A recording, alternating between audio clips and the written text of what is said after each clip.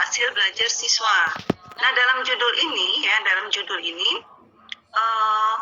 minat yang diukur itu sama nggak dengan hasil belajar siswa? Maksudnya gini, minat si A apakah dihubungkan dengan hasil belajar A atau minat si A dihubungkan dengan hasil belajar B?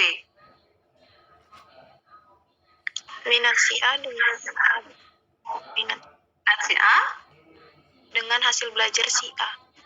Ya, jadi nggak mungkin kan ya kita mengukur minat belajar si A, tapi hasil belajarnya kita hubungkan dengan hasil belajar B, kan tidak mungkin kan ya?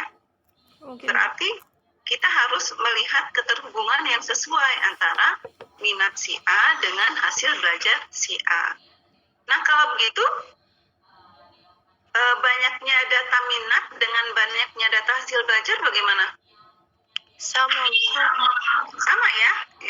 Jadi kalau di minat belajar N-nya 30, berarti di hasil belajar N-nya juga 30. Ya, dan itu harus berhubungan, artinya ada keterkaitan antara si minat A dengan si hasil belajar A. Jadi tidak boleh dia yang berbeda objek atau berbeda subjek ya, seperti itu. Nah, itu dari contoh judul yang regresi.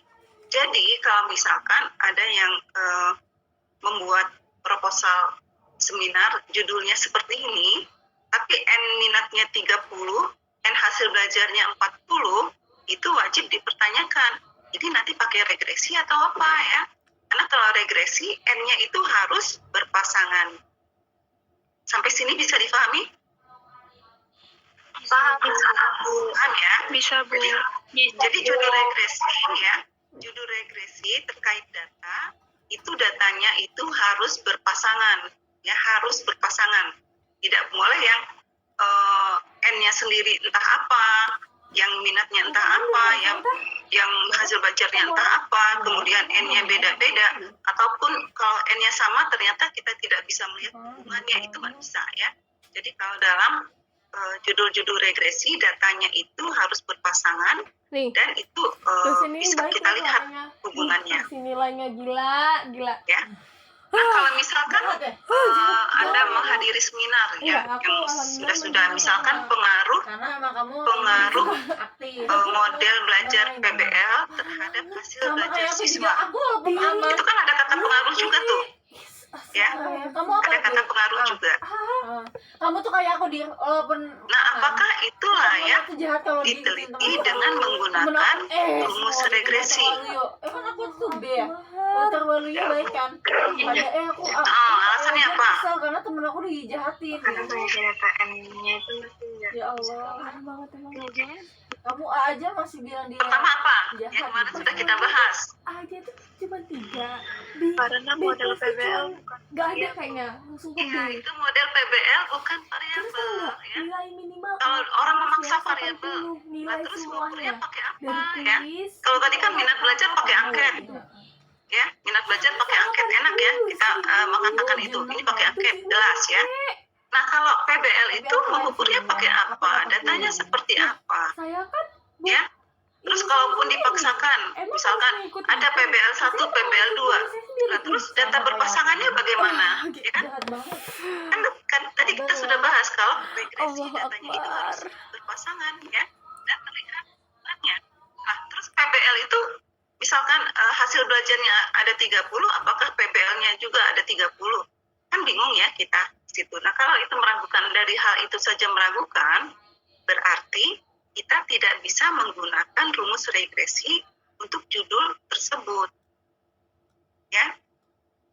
Karena dari sisi jumlah atau banyaknya data dan bentuk variabel itu sudah tidak terpenuhi. Sampai di sini ada pertanyaan? Sudah paham? paham, Bu. Paham ya? Jadi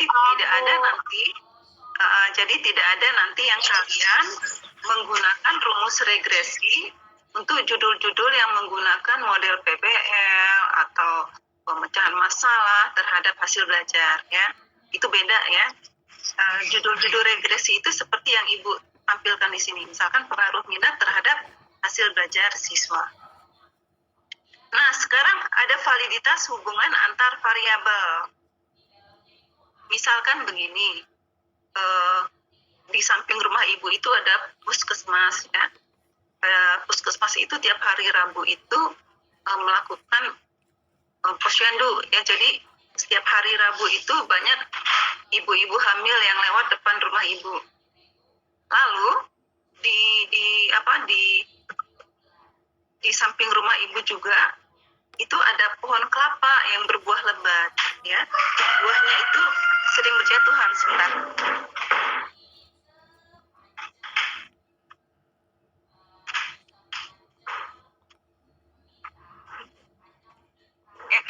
Buahnya itu sering berjatuhan, ya. Bisa tidak kita membuat suatu hubungan, ya, bahwa banyaknya jumlah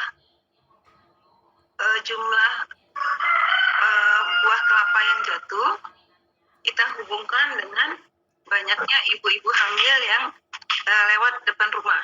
Bisa nggak? Bisa nggak? Kan banyaknya buah kelapa yang jatuh bisa kita lihat, ya, bisa kita data. Lalu banyaknya ibu-ibu hamil yang lewat depan rumah ibu itu bisa kita data. Bisa nggak kita membuat judul pengaruh, misalkan pengaruh banyaknya buah kelapa yang jatuh terhadap jumlah ibu hamil yang lewat depan rumah? Bisa nggak? Tidak. Nggak ada, ya? Nggak ada seperti itu, ya. Kenapa? Karena tidak ada satu teori pun, tidak ada satu teori atau hasil penelitian yang membuktikan bahwa itu ada hubungan. Ya, jadi kalau kita mau meneliti judul-judul regresi seperti pengaruh minat terhadap hasil belajar, itu harus sudah ada teori-teori pendahulu atau hasil penelitian terdahulu terkait dengan minat dan hasil belajar itu. Jadi kita bukan yang pertama kali meneliti ini. Harus ada teori atau mungkin logika-logika dari teori-teori yang berhubungan. Nah, itu bisa, ya, itu juga bisa kita buat untuk judul regresi. Misalkan begini, dulu itu ada judul penelitian pengaruh lingkungan keluarga terhadap hasil belajar siswa. Ya, ada, ya, sebelumnya ada judul tersebut. Nah, kita ingin melihat kita ingin membuat satu penelitian baru, judulnya pengaruh lingkungan keluarga terhadap minat belajar siswa. Nah, kalau yang dulu kan pengaruh lingkungan keluarga terhadap hasil belajar siswa. Nah, yang sekarang pengaruh lingkungan keluarga terhadap minat belajar siswa. Nah, ini secara yuridis ataupun historisnya itu belum pernah ada tuh penelitian seperti itu. Tapi kita bisa membuat hubungan logika, ya, hubungan logika dari teori-teori belajar yang bisa membentuk hubungan antara pengaruh lingkungan keluarga terhadap minat belajar siswa. Ya, bisa dipahami tidak? Jadi ulang, ya, kita harus mendapatkan validitas hubungan antar variabel. Bisa dari teori-teori yang mendukung, bisa dari penelitian-penelitian terdahulu, ya, yang membuktikan bahwa itu memang ada hubungan atau ada pengaruh. Yang ketiga, kita bisa membuat hubungan logika, ya, hubungan logika antar teori, ya, yang bisa mengaitkan antar variabel tersebut.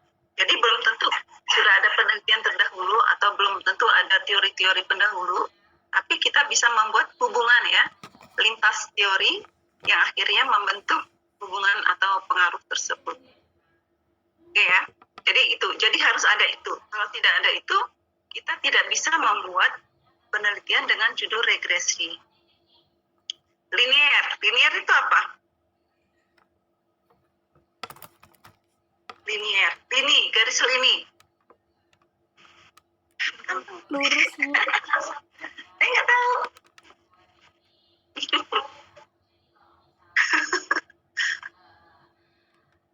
Linier, apa arti linier? lurus, Bu. Garis lurus ya, garis lurus. Ya. Lini itu garis lurus. Katulistiwa ya. Garis lini katulistiwa. Berarti itu garis lurus. Jadi hubungan antar variabel ini harus membentuk sebuah pola garis lurus. Nah, seperti apa polanya? Nah, seperti ini ya. Misalkan sebaran datanya seperti ini ya. Kelihatannya kan memang acak-acakan ya. Tapi dari pola ini kita bisa membentuk satu garis lurus yang menunjukkan bahwa itu adalah garis regresinya.